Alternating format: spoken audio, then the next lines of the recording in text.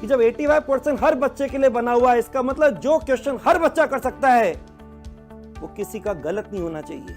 और जैसे वो दिखता है इजी, अभी कर लेंगे, और वहां पे पहले से प्लानिंग भी थी, फिर एक खुशी भी हुई, और खुशी में फिर जल्दी के चक्कर में गलती हुई, और गलती में फिर वहां पे सिली मिस्टेक हुई। अरे वो क्वेश्चन आपसे एक कह दीजिए गुहार कर रहा है, दरखास्त रख रहा है, अरे तुम पहले मेरे हो जाओ फिर मैं तुम्हारा हो जाऊंगा, अरे मैं तुम्हारे लिए बना हूं। ये प्रॉपर अगर हमने टाइम दिया तो तरीका ऐसा हो जाएगा कि हम क्वेश्चन को एक बार पढ़ते हैं और तय कर लेते हैं, अभी, कभी या कभी नहीं। मोटी बात है वो छोटी सी कि जब 85% हर बच्चे के लिए बना हुआ है, इसका मतलब जो क्वेश्चन हर बच्चा कर सकता है वो किसी का गलत नहीं होना चाहिए। उसमें खुद की गिनती भी लेके चला करो, उसमें आप भी हो। और ये जो क्वेश्चन है ना, ये गलत होते हैं किसमें?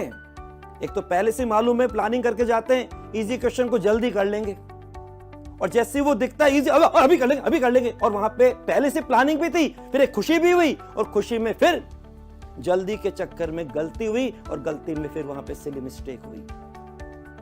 तो बच्चों सबसे बड़ा है यहाँ पे दर्द, सिली मिस्टेक। ये सिली आपको क्यों मिली? क्योंकि बस आपका जहां पर अंदर से हो गया, इनको पहले फटाफट कर लेंगे, फटाफट नहीं, हर क्वेश्चन को प्रॉपर एक टाइम देना पड़ता है। आप मुझसे प्रॉमिस कर लीजिए कि सर जो हमको आता है उसको तसल्ली से ढंग से करेंगे, कहीं जल्दी नहीं करेंगे। तो मैं लिख के दे सकता हूं जितना आपने वो 85% पेपर अटेम्प्ट किया है उसमें एक भी गलत नहीं होगा।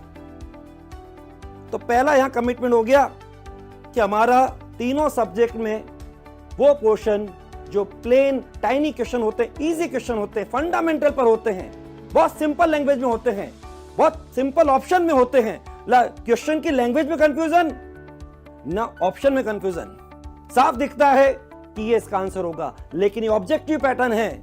इसलिए यहां पर आपका ऑब्जेक्ट है कि 4 आंसर में कौन सा बेस्ट है उसको आपको टिक करना है, कौन सा मोस्ट एप्रोप्रिएट है उसको आपको टिक करना है। इसलिए आपके यहां पर मेमोरी बेस पे काम नहीं चलेगा।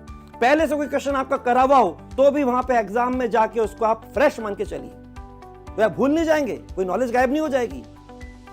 कोई भी आपके लिए क्वेश्चन हो उसको आप तसल्ली से पहले अंडरलाइन करके पढ़िए। एक क्वेश्चन को जितना टाइम देना है उतना तो जरूरी है। अरे वो क्वेश्चन आपसे एक कह दीजिए गुहार कर रहा है, दरखास्त रख रहा है, अरे तुम पहले मेरे हो जाओ फिर मैं तुम्हारा हो जाऊंगा, अरे मैं तुम्हारे लिए बना हूं।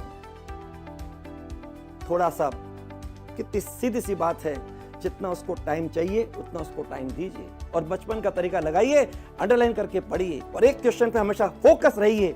उसमें कोई जल्दी नहीं हो कि अगला दिख रहा है उसको कर दें। एक समय फोकस होकर एक क्वेश्चन को देखिए, अंडरलाइन करके पढ़िए, क्योंकि अपने आप ये स्टेप कनेक्टेड हैं। पढ़ेंगे सही, अगला स्टेप समझने के साथ समझेगा सही, समझ में सही आएगा तो फिर सोचना भी सही, और सोचने के बाद आपका या तो वो क्वेश्चन एनालिटिकल अप्रोच का है, एनालिसिस का है तो ऑप्शन का एनालिसिस करिए, या फिर कोई न्यूमेरिकल है, कोई ऐसा है तो पेन चलाइए। उसके बाद तो करना है, या तो एनालिसिस करना है या पेन से करना है, और बात ओएमआर शीट में भरना है। ये प्रॉपर अगर हमने टाइम दिया तो तरीका ऐसा हो जाएगा कि हम क्वेश्चन को एक बार पढ़ते हैं और तय कर लेते हैं, अभी, कभी या कभी नहीं।